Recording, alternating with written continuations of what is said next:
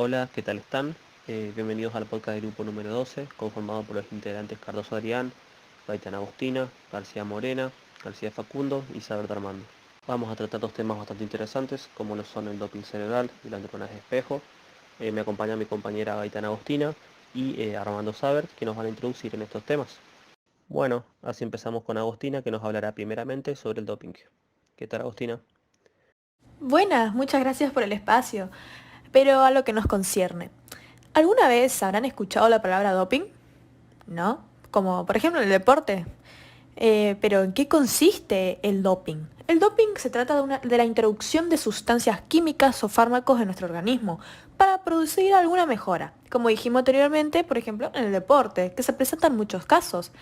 Uno de estos casos puede ser la historia de Lance Armstrong, un ciclista profesional estadounidense campeón del mundo de ciclismo.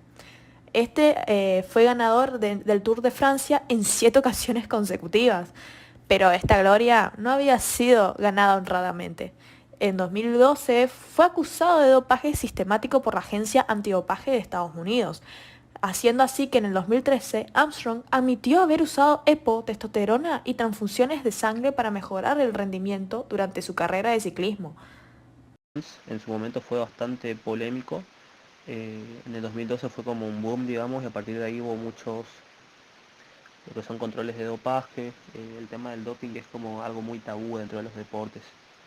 Yo lo que todavía no entiendo claramente es qué produce esto en él, o sea, en qué puede ayudarlo a mejorar en un deporte como el ciclismo, por ejemplo. Esto producía en él.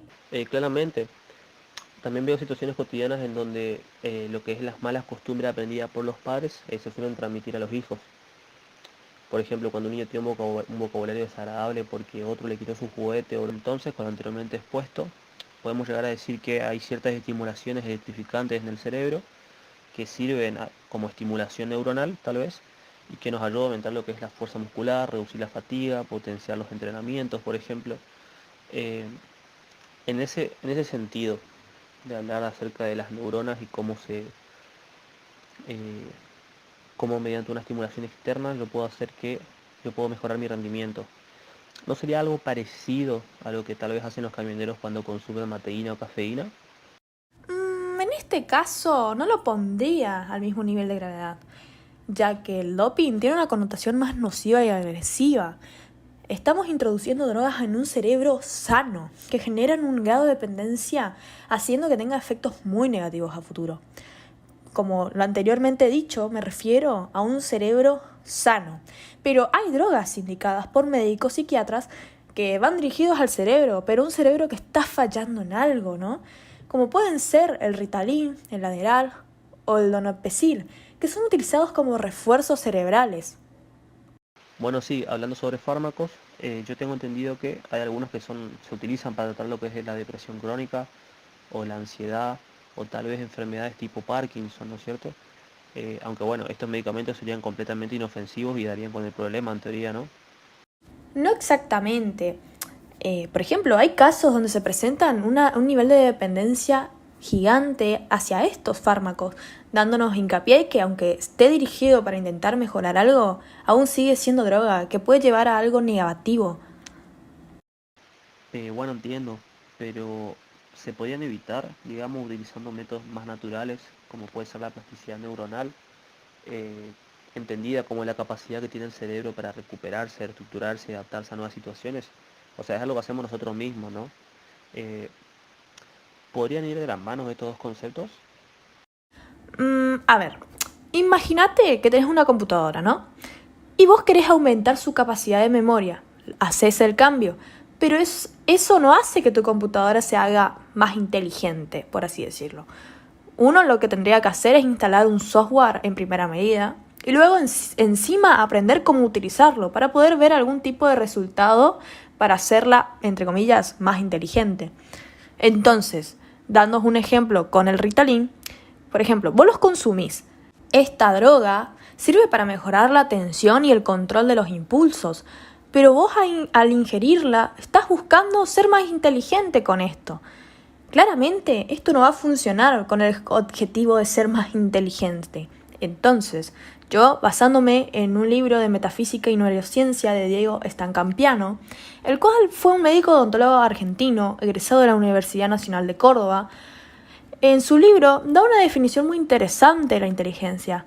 Dice que está la observación y la acción inteligente. Es decir, que se necesitan de estos dos factores muy importantes para ser inteligente. No basta solamente con tomar atención y ya está. El proceso que se toma a esa información que recibís es lo que hace que vos desarrolles tu inteligencia. Si nosotros queremos aumentar nuestra inteligencia, una forma de decirlo es: no basta con tener una red de 2 kilómetros de camino. Debemos aumentar ese recorrido de alguna forma. A veces lo que comes para tu estómago puede ser algo como... ¡Cuidado! ¡Super Pancho! Jimmy. Papay. ¡Saco derecho! Ketchup. ¡Mayonesa! ¡Retirada! Cuando tu comida favorita te pelea, defendete rápido con Uvasal, que alivia la acidez neutralizando el ácido estomacal en forma rápida. Uvasal, rápido alivio de la acidez. Uvasal contiene carbonato y bicarbonato de sodio y ácido cítrico. Para más información comuníquese gratuitamente al 0800 888 6006. En la calle, en un kiosco, en un bar, en el living. Viajando, charlando, jugando, compartiendo. Solo, con amigos, con tu novia, con tu novio. En cada esquina, a cada momento, siempre lista para vos. En cada esquina tenés una oportunidad para disfrutar tu Coca-Cola. Siempre fría, siempre a mano. Destapá una Coca-Cola. Destapá felicidad. Bueno, ya habiendo escuchado la publicidad, quería decir que fue muy linda la charla anterior. Es un tema súper complejo, sumamente extendido en los deportes y que es muy importante saber y concientizarnos acerca de lo que pueden causarnos, de cómo es el impacto que tienen tanto en el deporte como en la vida de las personas. Así que bueno, antes que termine el programa, tenemos todavía un tiempito para abarcar otro tema muy interesante como son las neuronas de espejo. Para ello cuento con mi compañero Armando Saber, que nos va a introducir en este tema. Hola Facu, ¿qué tal? Muchas gracias por darme este tiempo. El tema que hoy nos compete son las neuronas espejo. Fue un gran descubrimiento, son aquellas neuronas que se activan cuando una persona realiza una acción o cuando esta persona contempla a otro individuo ejecutando esta misma acción. Ah, sí, entiendo. Sería el caso de, por ejemplo, cuando vemos que alguien se lastima y nos causa dolor, o sea, esa impresión, esa sensación, ¿no es cierto?, de como que nos pasa a nosotros. Bueno, mira, claramente al observar esa acción se reflejaría el dolor, tu cerebro, por ejemplo, lo interpretaría y lo recrearía, volviéndose una acción espejo, y te haría sentir el sufrimiento ajeno, apareciendo así la empatía por el otro, ya que, a ver, literalmente, alguna vez tuviste los mismos sentimientos que la persona afectada, que hace que podamos decir que que los sentimientos son contagiosos. Estas mismas vivencias quedan en tu cerebro haciendo así que vuelvan aprendizajes y al volverse aprendizajes permite tanto poder recordarlas para repetirlas o evitarlas. Esto nos da pie a relacionar a las acciones de imitación y empatía. Las neuronas espejos también sirven para entender qué intenciones tiene un tercero y ayudan a leer las expresiones faciales o corporales. Entonces los gestos serían algo primordial. Claro, obviamente, porque visualizar los gestos de otras personas en nuestro cerebro al estar conectado con el sistema límbico, dirige las emociones y el comportamiento asociando esas acciones a la empatía. Como cuando vemos, por ejemplo, a alguien llorar, de algún modo podemos sentir su dolor y conectar con aquella persona. Bueno, la verdad que es muy interesante cómo el cerebro puede llegar a interpretar todo esto. Eh, Esto igual como que me hace nacer una duda, que es el cómo lo interpreta cuando un tercero está realizando ciertas acciones más allá de tus conocimientos. Tipo, vos no sabrías qué está haciendo la otra persona. En ese caso, ¿qué sucede? Bueno, ¿cómo interpreta? Bueno, sería un conocimiento nuevo. Podrían pasar dos situaciones. Como es algo nuevo, lo tomás y repetís para el futuro, o si es una acción que ya la viste de otra persona, pero que lo hizo de manera diferente a la nueva, para vos estaría incorrecto porque ya lo asociás de cierta manera. Claramente, también veo situaciones cotidianas en donde lo que es las malas costumbres aprendidas por los padres se suelen transmitir a los hijos. Por ejemplo, cuando un niño tiene un vocabulario desagradable porque otro le quitó su juguete o lo molestó, eh, eso lo tendría que haber aprendido en su hogar, en la casa, ¿no es cierto?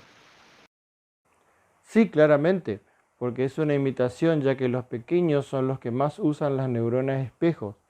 Imitan todo lo que ven en su entorno, obteniendo así sus costumbres del comportamiento. Una vez que se crece, una persona puede diferenciar si algo está en lo correcto o no, dependiendo cultural y moralmente de su sociedad. Claro, o también pasa, por ejemplo, con la emoción que sentís cuando ves un video de un deporte que te gusta, como puede ser el fútbol, ¿viste? En mi caso, por ejemplo, yo veía que ganaban un partido importante y me inspiraba a querer ser como los jugadores. O sea, mejoraba, buscaba mejorar, me esforzaba más, que persistía en los entrenamientos. No sé si eso tiene que ver con el tema de las neuronas de espejo. Bueno, es un gran ejemplo esa experiencia que mencionás cuando vemos a una persona o a un deportista, en este caso, que se muestra de una forma determinada, serena, ilusionada. Esas mismas emociones se trasladan al espectador.